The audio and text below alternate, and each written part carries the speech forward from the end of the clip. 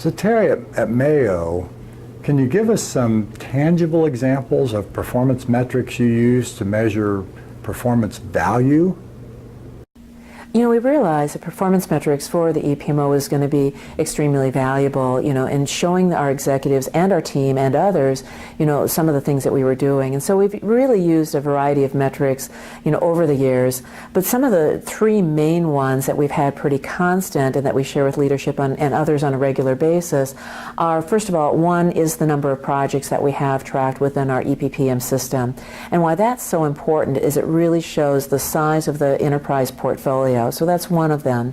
Another one, especially since we've implemented the EPPM system, is the number of users in that particular system, because again, it shows just the level of maturity and the level of users in the system. And of course, as we expand the functionality, that expands the users as well. So it really has a couple different meanings there too. And the third one that's been very important too is the number of certifications that we have. We as an organization, when the EPMO started, had about 20 PMPs. We're now up over 250 PMPs, PGMPs, and a PFMP. And so those certifications really reinforce to our members and our project managers that the certification is important, and also to the executives that, you know, if they've got a big project that they want to get done successfully, they really want to have somebody trained in that discipline. Again, we have other metrics, but those are three that have been kind of tried and true throughout the years.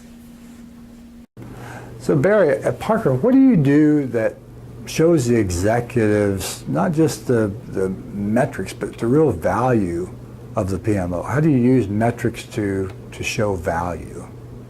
So there's a couple perspectives that we use in showing actually value from the PMO.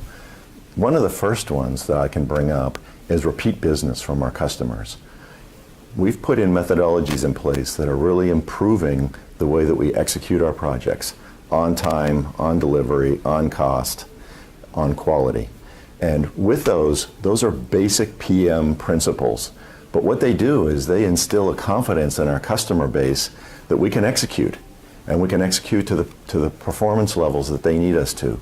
So we've seen time and time again where our customers will come back to us and say, "You've done such a great job on the last project. We want you to take the next project on."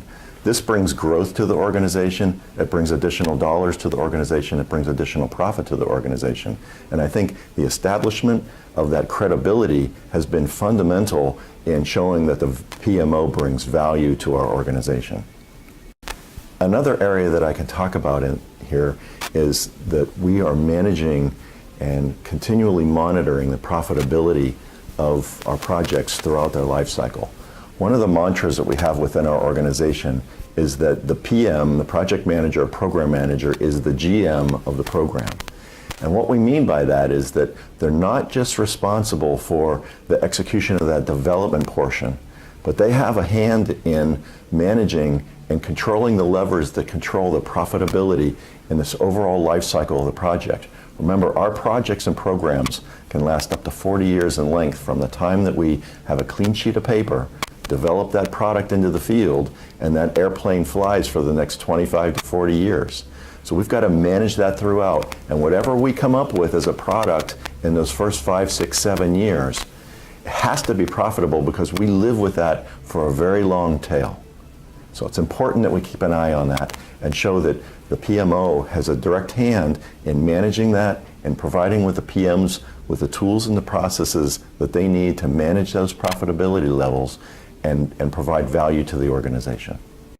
So Didhiti, how do you measure your successes so your executives ultimately find value in your PMO at McCarthy? That's a great question, Kent. And to some extent, we're very lucky as our Chief Operating Officer.